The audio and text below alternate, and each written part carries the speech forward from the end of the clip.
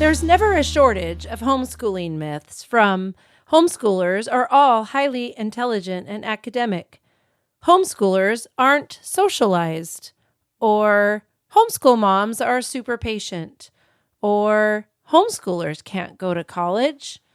Today we will talk about each one of these myths, and I will bust them with truth. Hey, homeschool mom. I'm Erica Sagert on the Intentional Homeschooler podcast with more actionable steps and encouragement for your homeschooling journey so you can confidently and intentionally homeschool your children without sacrificing your sanity. Grab a pen and paper, your favorite cup of brew, and let's get started. Myth number 1. Homeschoolers are all highly intelligent and academic. You might hear this. You might hear of high test scores, that homeschoolers excel in science, history, and they're always winning those spelling competitions. Not all homeschoolers excel in this way. Of course, some do, but some struggle big time. In fact, this might be the very reason we homeschool them. Some homeschool their students that have an IEP or an individual education plan, or they are a special needs student. So this topic is much more nuanced. If you see a problem in your child, if they do struggle academically, don't ignore it. Don't panic, but also don't let it sit. Get the help you need. There's all kinds of help out there. Get the help you need. Similarly to me this summer when I was hiking in Arches National Park with my son. We were hiking. It was a day in August and it had rained, thankfully, so it wasn't so hot. But since it rained, the rocks were a little bit slippery. And we got to a place on the trail that was quite sketchy. It was very scary. And I had to climb up these rocks, these slippery rocks, and I was really afraid to fall. And my son told me that he would help me. He told me to grab his hand. I did not want to, and I resisted for quite some time. I didn't want to have to ask for help. I didn't want to have to take the help. So I nearly turned around because I didn't want to stop him from hiking. I told him that I'd go back to the car so that he could finish the hike. But he said, "No, let me help you, Mom. I'm strong. Take my hand and I will help you through it." Well, with a little bit more resistance, I finally gave in to his offer of help. And I am so glad I did, because he offered to help me. I was able to get through that difficult spot in the trail, and the rest of the trail was just fine. And I enjoyed an amazing day with my son hiking in that beautiful landscape. So if one of your homeschoolers, one of your students is struggling, get some help. Take that hand. There are people out there who are more than willing to help you get through that tough spot. Myth number 2. Homeschoolers aren't socialized. I don't know about you, but my school experience, the socialization that I got in my school wasn't all that great. There were lots of difficult things about it. So I don't think that school is necessarily a positive place to be socialized anyway. Also, I'm sure that you've seen, as I have, that homeschoolers typically do quite well socially. I think this is because they are used to being around kids of different ages. They're also around adults more, and so they're able to have conversations with adults quite well. Even though I don't think that socialization is a huge problem for you to worry about, I do think you should consider it. And I think that you should make sure that your children have a chance to be around other people, to get to know other people outside of your family. I mean, that's a good thing. They can learn from others. And also, it's great to get them involved in some type of group, like a drama team or a youth group or a sport, martial arts, etc. You can even create some groups at home, like maybe you want to do a writing class with another homeschool group, just to get them around some other people and to create some bonds and make some friendships. So I'm not super worried about homeschoolers not being socialized, but it's good to make sure that they have some social time outside of the home as well. Myth number 3, homeschool moms are super patient. Well, guess what? I've got news for you. The one you're talking to, the homeschool mom that you're talking to, she wasn't exactly the most patient mom all of the time. It's kind of funny because if I had a quarter for every time someone said that I must be patient because I homeschool my kids, I'd be rich. I'd tell people, oh yeah, I homeschool my kids. And so many times the response was, well, you must be really patient because I'm certainly not patient enough to homeschool my kids. I can guarantee you I did not homeschool my kids because I thought I was so patient. I homeschooled my kids because I knew God was calling me to do that. It's not because I was patient. I definitely had some really rough days where I was not patient at all.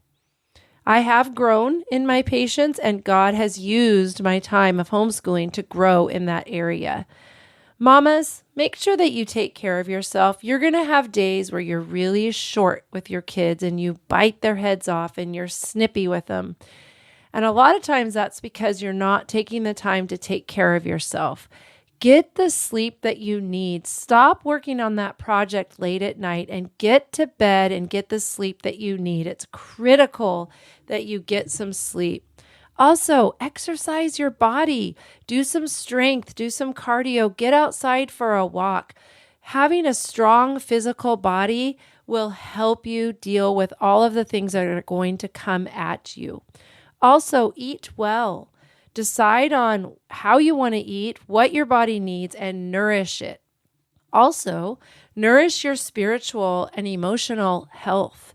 Spend time in Scripture. Spend quiet time, time of prayer, meditation, whatever that looks like for you. Make sure that you're doing that every day for at least a little bit. And then create those friendships. Find those people, those women that you can be friends with. All of these things will help you to grow in your patience. Myth number 4, homeschoolers can't go to college? Really? Well, this is an interesting one because I don't believe that everybody should go to college or everybody should not go to college. It's a lot more nuanced than that. We need students that go to college and we need students that go to trade schools. It's not an all or nothing approach at all. And I think we're not really thinking if that's what we say. I encourage you to study your kids, know their interests, explore all kinds of scenarios. There's many things that they could do for their life's work. And some of them absolutely need to go to college. And some, it's absolutely not a fit to go to college. We as parents, as homeschool parents especially, want to and need to help them find their life's work. We want to work ourselves out of a job, so to speak.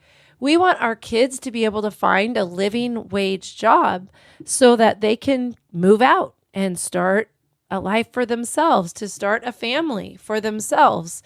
Prepare them for whatever experience you think they need. One thing to think about is what kind of high school diploma you will award your student. While there's nothing wrong with a homeschool diploma, some institutions and some workplaces will not accept it. No matter what we believe about that, it's kind of the facts. Like the institution or the workplace, they're the ones that get to decide what they will take, what they will require. So at Hope Learning Center, we work with Academy Northwest, which is a Washington State accredited high school in the state.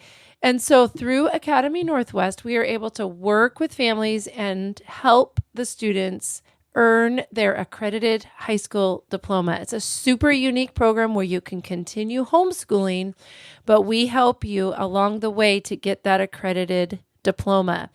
If that's not the route that you want to do and you're going to do a homeschool diploma, I highly recommend that you also have your student take the GED upon finishing all of their high school coursework. That way, if they need it, they have it. and having them do it right after they're done with their courses. That way the information is fresh in their mind. You just never know where your children are going to want to go, and that way they won't have something that's going to close the door. So definitely think about all of your options in this area. I want to encourage you now as we close up, take these myths. The myth number 1, that all homeschoolers are highly intelligent and academic. Number 2, homeschoolers aren't socialized. Number 3, homeschool moms are super patient. And myth 4, homeschoolers can't go to college. Take those myths and the countless others that you hear out there in the culture, take them captive. Don't let yourself believe the lies. Be careful with your interpretation. Be curious. Think about it. Run it by scripture. Run it by a trusted friend or mentor. Process the topic and see what you can learn. Take things in stride. Forward motion. And finally, trust. Take that hand of the person who's willing to help you. When you have a question, seek wise help. Find support. Don't give up. Don't turn around. Don't go back to the car. Take that hand, let that person help you, and continue on in your journey. You will be glad you did. If any of this resonates with you, you have further questions, or you want to find out about the work that I do at Hope Learning Center, book a virtual coffee chat with me. The link to my calendar is in the show notes. You could also follow me on Facebook, Instagram, and YouTube, as well as right here where a brand new episode will drop every other Thursday. Until next time, you've got this, Mom.